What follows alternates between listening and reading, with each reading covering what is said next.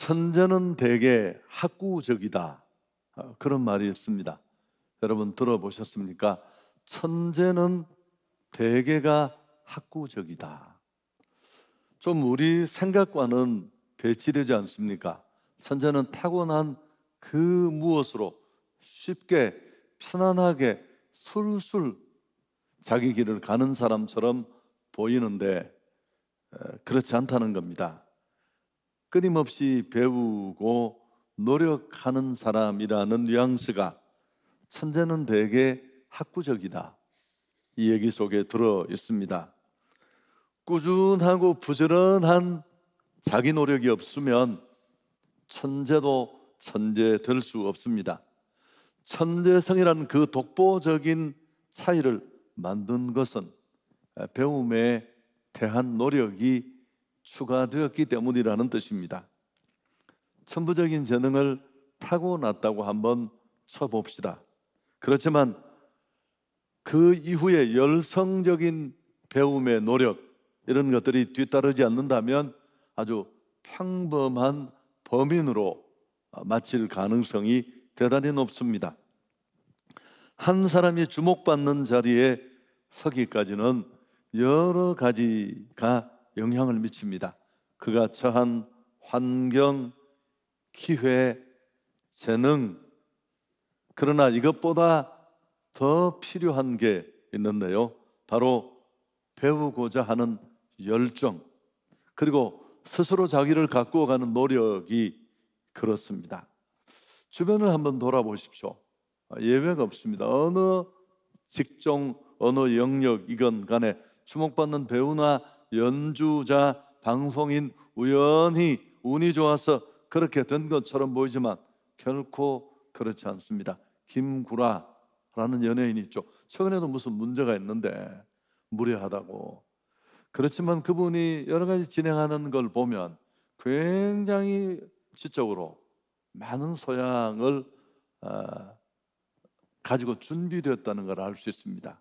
어휘, 사용이나 그런 걸 매번 저는 느껴요. 제가 좋아하는 스타일은 아닙니다만은.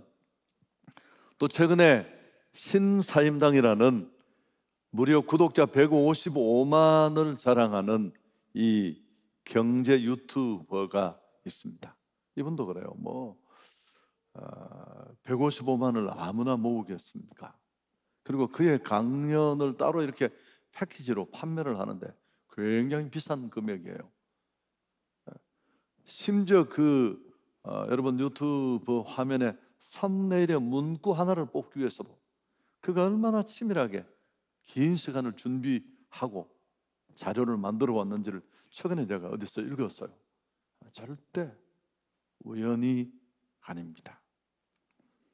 성공하는 사람, 정상의 사람들은 한결같이 타고난 그 무엇이 있겠지만 끊임없이 노력하고 배우는 사람들입니다. 자, 그럼 한번 뒤집어 볼까요? 그저 그런 삶을 맥없이 사는 사람들은 어떨까요? 정반대예요. 별로 배우는 일에 관심 없습니다. 왜 그런 줄 아세요? 난 지금으로 충분하고 이 정도면 괜찮다고 착각하기 때문에 그렇습니다.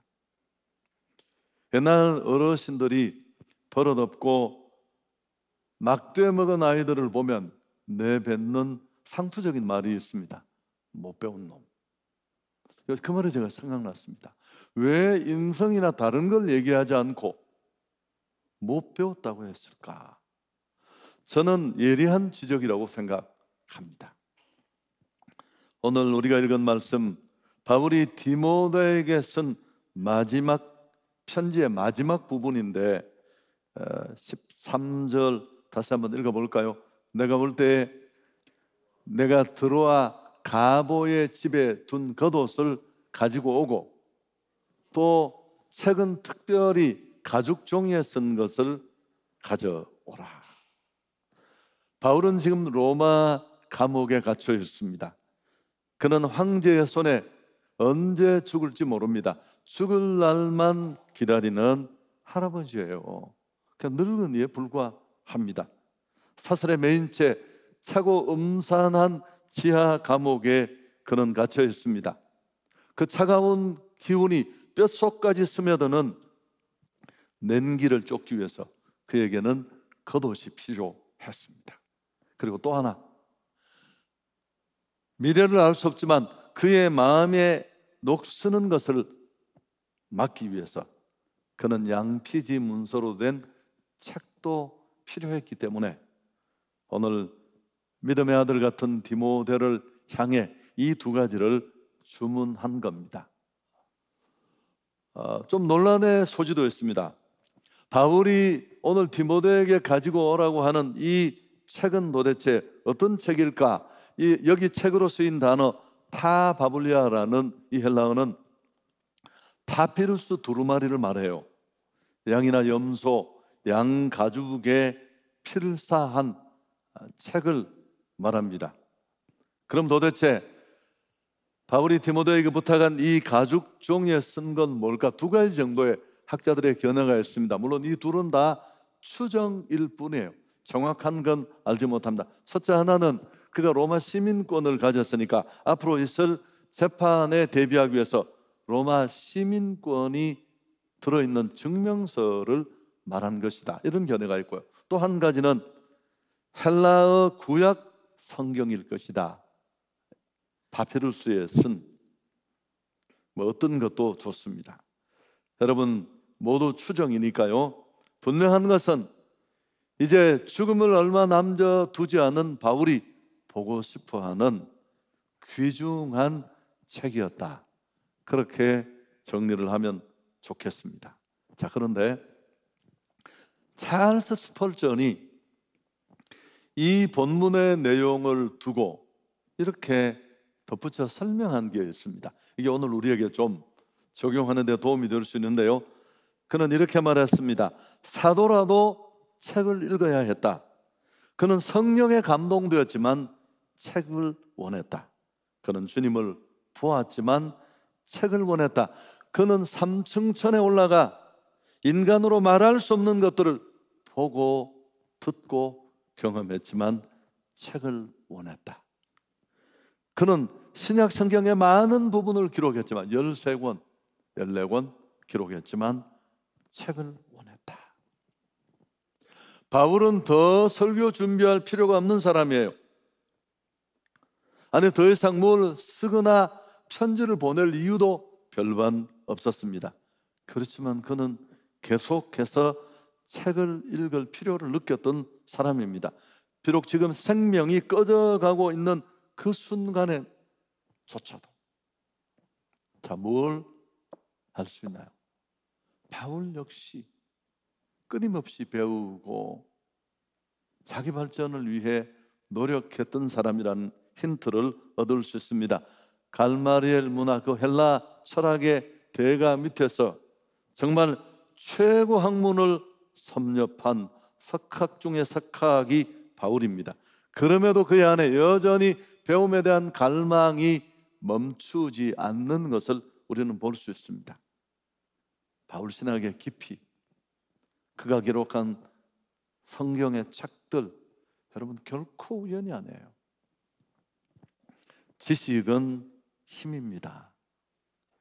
운명을 바꾸는 황금 열쇠가 될 수도 있습니다. 간혹 배움 무용론을 주장하는 사람이 있습니다. 가방끈 긴 사람이나 짧은 사람이나 똑같더라. 무슨 소리를 하는 겁니까? 긴 건 긴 거고 짧은 건 짧은 거예요. 저는 반대로 얘기를 많이 합니다. 세상에 공부하는 것만큼 리스크가 적은 건 없어요. 힘들어 유학 가고 박사학위 따고 그거 별것 아닌 것처럼 보이지만 여러분, 결정적인 순간에 빛을 발해요. 제가 여러 번 그런 경험을 하면서 공부만큼, 뭘 배우는 것만큼 리스크가 적은 건 없다, 그렇게 얘기합니다. 그래서 우리는 이런 측면에서 배워야 합니다. 여러분 기억하십시오. 배움을 즐기는 사람은 반드시 성공합니다. 자기 자리에 최고의 자리에 오를 수 있고, 이미 그런 자리에 있는 사람들이 여러 가지로 자기 자신의 걸어온 길을 얘기하지만 이런 부분을 우리가 놓칠 수 있습니다. 미국의 자동차 왕 헨리 포드는 한때 기계 공장에서 주급 $2를 받고 일하는 노동자에 불과했습니다. 학교는 그저 초등학교가 고작, 그리고 야간으로 디트로이트에 직업학교를 나온 게 전부입니다. 설계도 작성할 수 없었고 로드맵을 읽을 수 있는 눈도 그에게는 없었습니다. 그렇지만 그의 안에 배움에 대한 열정은 누구보다 컸습니다.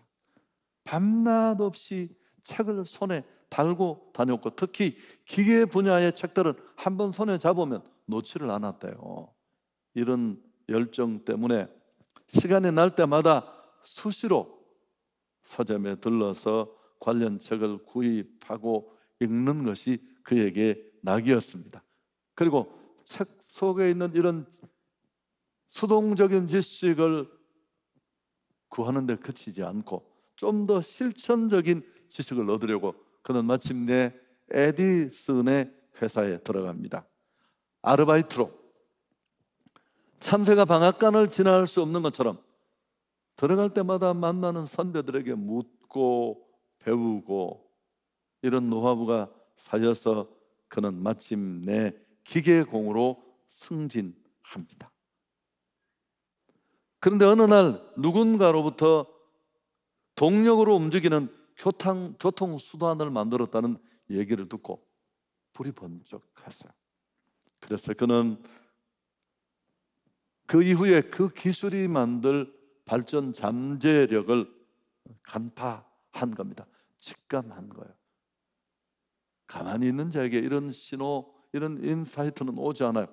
그는 그 길로 에디슨의 회사를 집어치우고 신형 교통수단 개발을 위한 연구에 전력을 다합니다. 관련 분야의 책들을 읽고 모자라는 건 묻고 여러 번 에디슨의 도움을 받아요. 그리고 마침내 1892년 우리가 알고 있는 그 세계 최초의 T형 자동차를 만들게 됩니다. 그가 이렇게 큰 성공을 하고 매스컴의 주목을 받자 한 기자가 찾아와서 인터뷰를 하는 중에 돈 버는 비결에 대해서 물었습니다. 요새 돈 이야기 너무 많이 하나요? 돈 버는 비결. 이거 사실 궁금해하는 거죠. 그러자 포드가 한 대답은 참 우리가 깊이 새겨 들어야 할 내용입니다. 저축을 하는 것도 좋은 방법입니다. 그러나 젊은이들에게는 저축보다 앞으로의 삶을 살아가는 데 필요한 지식과 기술을 익히는 게 훨씬 더 중요합니다. 저는 청년들에게 일단 유익한 책을 사서 읽는데 돈을 투자하라고 말해주고 싶네요. 책을 통해 더 큰 능력을 키울 수 있으니까요. 저축은 부를 축적할 수 있을 만큼 충분한 능력을 가진 후에 해도 늦지 않습니다. 참 곱씹어야 될 말 아닙니까? 돈이 세상을 움직이는 것처럼 보이고 돈 벌려고 다 공부하는 것 같이 보이는데, 그건 내가 정말 그 분야의 최고가 되는 기술을 가지고 난 이후에 얼마든지 할 수 있고요. 사실은 그런 경지에 가면 돈을 다 따라와요. 어떤 분야, 어떤 직종, 어떤 자리든지 정상에 서면 명예, 물질, 주목 이런 건 그냥 그 줄에 걸려오는 거예요. 여러분, 이런 인생 역전을 진짜 꿈꿉니까?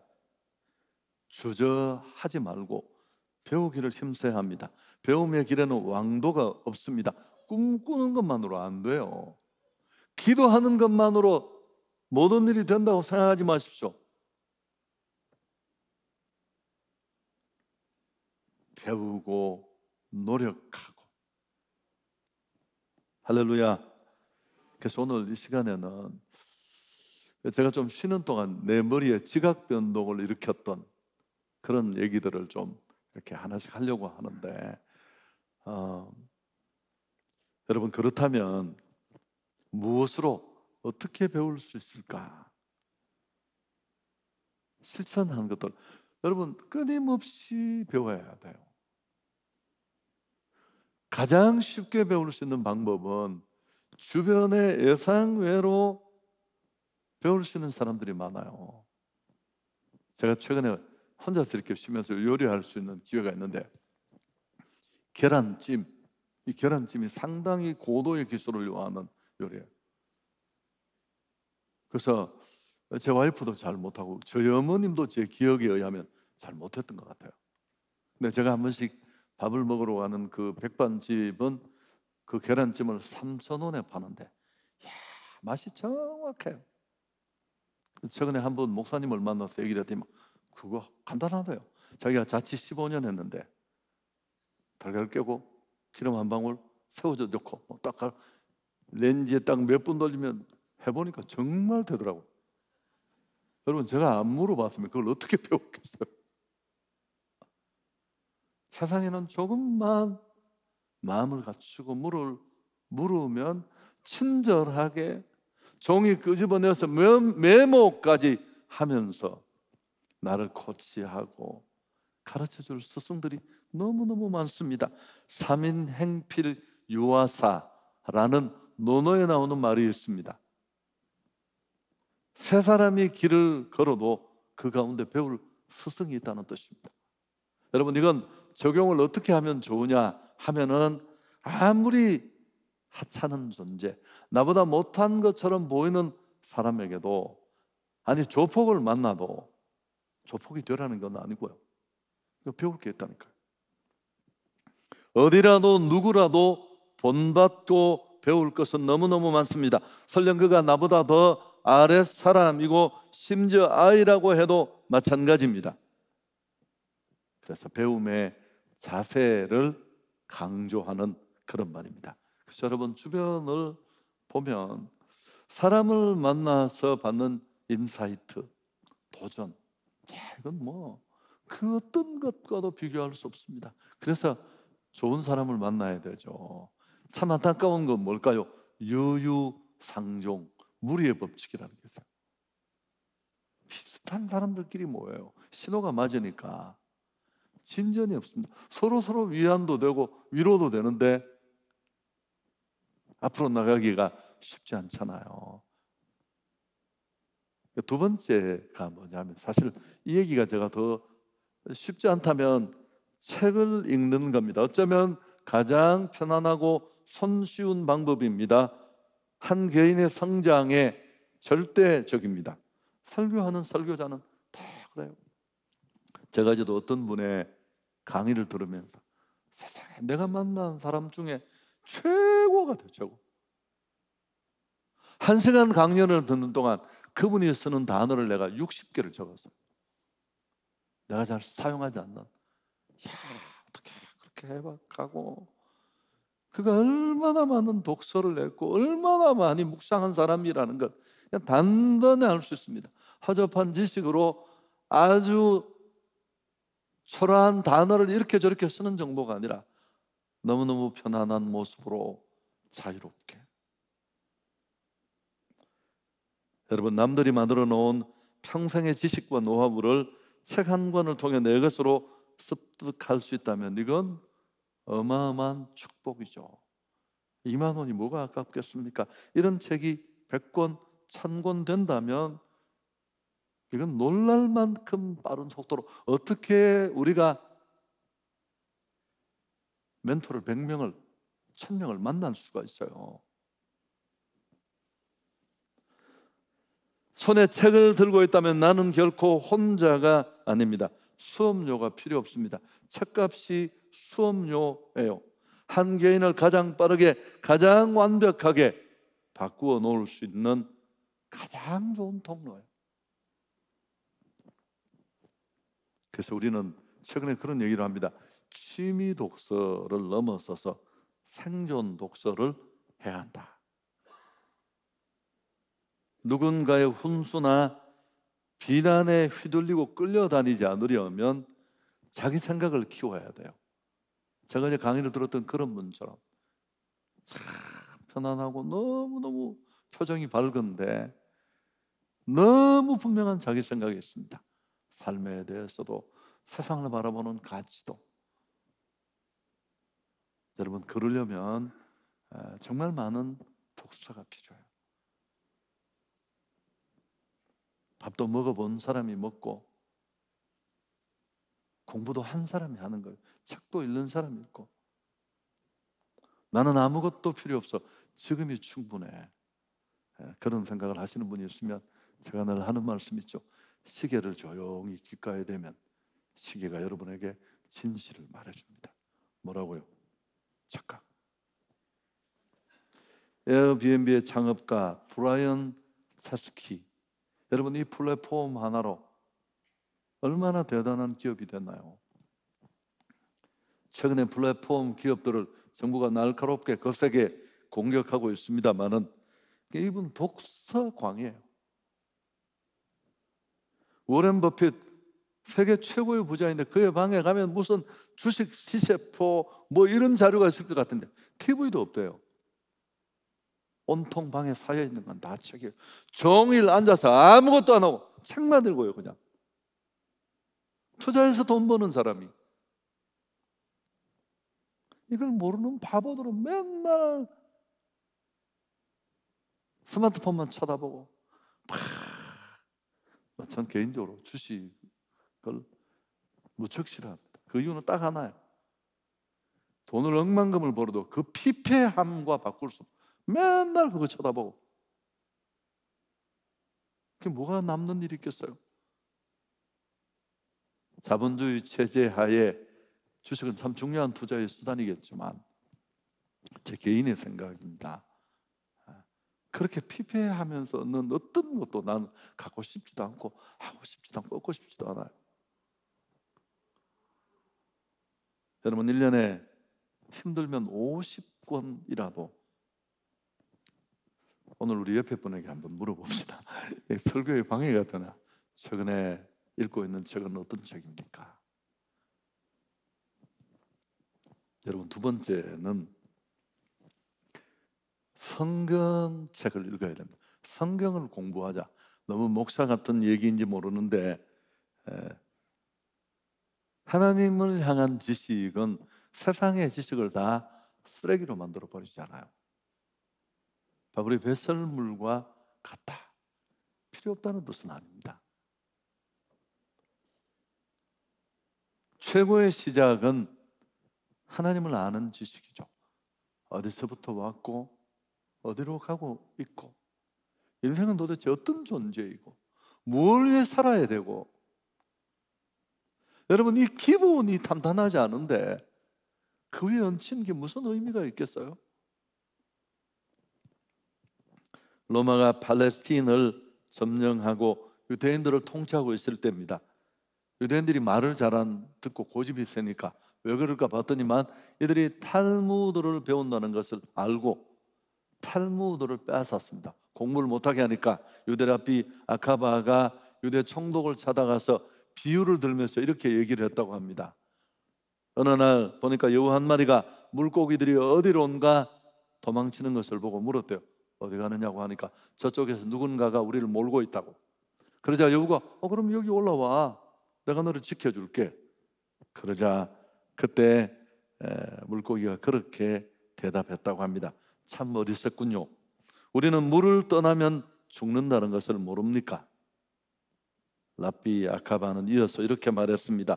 물고기가 물을 떠나면 살 수 없듯이 사람이 배움을 떠나서는 살 수 없습니다. 특히 유대인들은 탈무드를 배우지 않고는 살 수 없습니다. 배우지 않고는 사람답게 살 수 없습니다. 특히 성도가 하나님의 말씀에 눈을 가리고 어떻게 성도다운 삶을 찾을 수 있겠습니까? 배움을 떠나서 살 수 없는 게 인간입니다. 더더욱 사명과 비전을 가지고 있는 우리는 더더욱 그래요. 예수 믿으면서도 하고 싶은 일만 하다가 예수 이용해서 덩쳐서 내 필요만 추구하다가 끝내는 것, 그건 정말 신앙생활이라고 하기에는 너무 불행한 생활이죠. 그러려면 하나님의 말씀을 제대로 분명히 알아야 합니다. 그래야 하나님의 뜻을 따라 살 수 있습니다. 구약 신명기에 모세가 가나안 땅에 들어가는 이스라엘에게 이렇게 당부합니다. 신명기 6장 6절 이하를 함께 읽을까요? 오늘 내가 내게 명하는 이 말씀을 너는 마음에 새기고 내 자녀들에게 부지런히 가르치며 집에 앉았을 때든지 길을 갈 때든지 누워 있을 때든지 일어날 때든지 이 말씀을 강론할 것이며, 하나님의 말씀을 마음에 새기고 신비에 새기고 자녀들에게 부지런히 가르치라는 명령입니다. 왜요? 왜 이런 당부를 했을까요? 그들이 들어갈 가나안 땅의 상황이 만만치 않거든요. 하나님을 모르는 사람들, 하나님과 상관없는 가치관, 우상 숭배를 하는 그들의 문화가 일어놓은 그 땅입니다. 그 속에 이스라엘은 축복의 사람들로 성민으로 와 있지만 충분히 동화될 가능성이 너무 크고, 그래서 부지런히 가르치라고, 부지런히 교훈하라고 명한 것입니다. 정보의 양은 굉장히 중요해요.